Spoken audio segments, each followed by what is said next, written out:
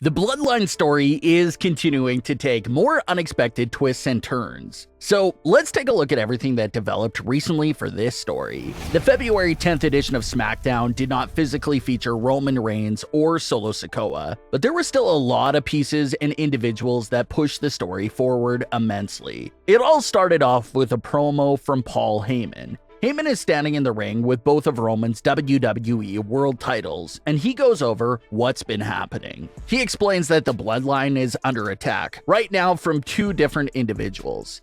He says that Sami Zayn is the one attacking the Bloodline on SmackDown, and how Cody Rhodes was the one attacking from Raw. Heyman implies that Sami Zayn isn't at the show tonight due to the beatdown that happened to Sami the week prior. Heyman jokes around and says that he can't imagine Sami Zayn as the undisputed world champion. Paul Heyman then makes fun of Cody Rhodes and Cody's comments from their promo battle on Raw. It wasn't long after this where Sami Zayn suddenly appeared in the ring to confront Paul Heyman. Sami says that he's not there to hurt Paul Heyman and how he could have done it by now if he wanted to. Instead, Sami gives Heyman a message and shares some words with him. Sami says that everyone, including the Bloodline, knows the truth, that Roman's days as undisputed Universal Champion are numbered. Sami ended the conversation by telling Paul Heyman to deliver the message to Roman Reigns that he doesn't have to worry about Cody Rhodes because he's going to be the one to take Roman down. So it was another great segment that pushed both of Roman's stories forward. Like we've been talking about, Roman has a lot revolving around him right now with Jey, Sami, and Cody, and there's only so much time that you can devote to all these stories. So it was great how they managed to continue the Sami and Cody feuds, all in one segment, and really connect everything together. Paul Heyman devoted time in his promo to address both Cody Rhodes and Sami Zayn. And Sami even brought everything together with his last line about Roman basically needing to worry more about him because he won't make it to WrestleMania to face Cody Rhodes. And that's a good line because after the promo battle between Cody and Heyman from Raw, a lot of fans worried that Sami Zayn's story was being overshadowed.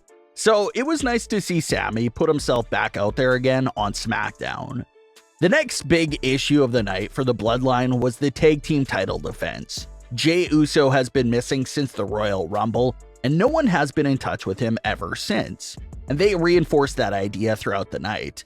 We see Jimmy Uso repeatedly calling and leaving messages for Jey, but Jey never answered. So Jimmy comes out to the ring by himself, ready to defend the tag team titles with no one in his corner. But Jey Uso appears in the crowd and makes his way to the ring. So it turns out that Jimmy took a gamble and he was right. Jey is committed to him and would never leave him to defend the titles by himself. The Usos are able to defend their titles and keep their historic title reign going.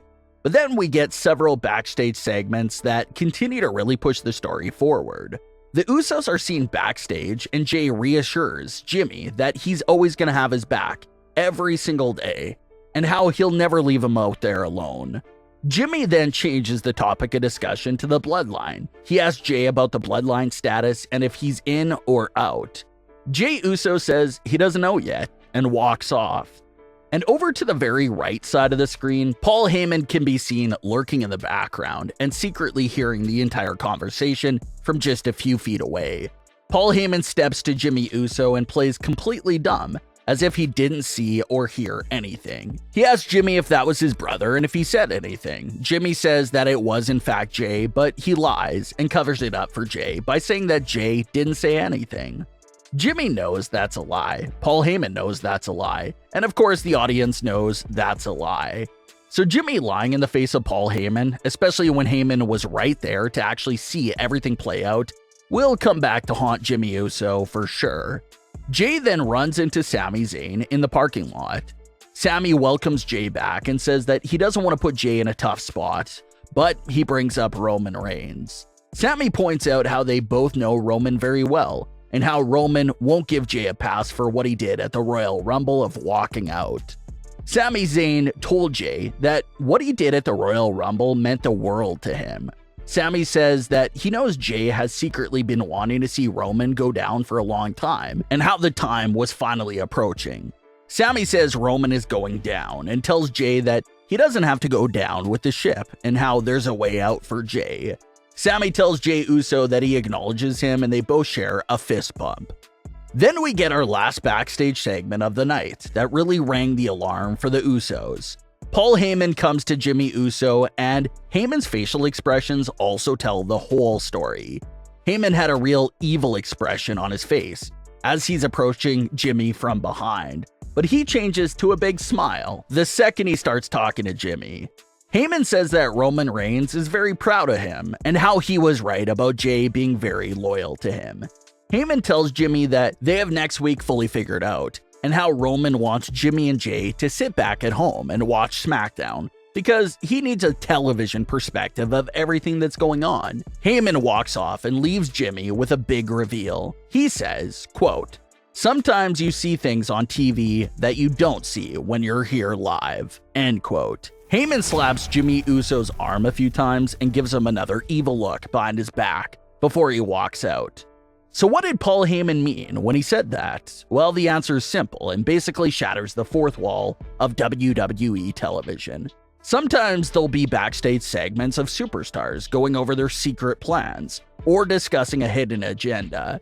And your first thought may be, do they not realize there's a cameraman in front of them and they're being broadcasted on the show? And usually no, they don't pay the cameraman any mind or tell the cameraman to leave. It's like any other series or film. The characters will obviously ignore the camera and pretend it's not there. So same thing in WWE, the camera never gets acknowledged in backstage segments. It's supposed to feel like it's not even in the room. But Heyman's comments there just shatters the fourth wall. Paul Heyman was indirectly telling Jimmy Uso that Roman Reigns, who was watching the show like everyone else, just happened to see everything that happened on the February 10th edition of SmackDown. From home, Roman saw things he would never have seen if he was live at the show. Roman entirely saw Jimmy and Jey's conversation, followed up by Jimmy's big lie to Paul Heyman's face. He also saw Jey and Sami's conversation and fist bump. And again, it's funny because Sami and Jey are twisting and turning their heads everywhere to make sure no one sees them. But apparently they forgot about the camera that's in front of their face filming everything. So without moving a finger, without attending the show, Roman just got a handful of intel just by watching from home. So that was the point of Paul Heyman's last remarks to Jimmy Uso. It was Heyman and Roman indirectly telling Jimmy that he saw and knows everything that went down on that edition of SmackDown. So no one really does mind games and psychological torture better than Roman Reigns. Roman has now planted the seed in Jimmy's head that he's well aware of the lie that he told Paul Heyman. So Roman is really putting that pressure on Jimmy Uso and now holds something over his head as well. So now Roman has the Royal Rumble walkout and that SmackDown conversation with Sami Zayn over Jey's head. And now Jimmy Uso has lost Roman's trust because Roman is now holding that lie he told Heyman over Jimmy's head. So it's most definitely trouble in paradise. Both the Usos are now in bad terms with Roman Reigns. Solo appears to be neutral at the moment, but now that Roman is basically playing mind games with the Usos, things are going to get intriguing. But what are your thoughts on today's stories? Leave your comments below. Don't forget to subscribe with all notifications on, and leave a like if you enjoyed. Thanks for watching, guys.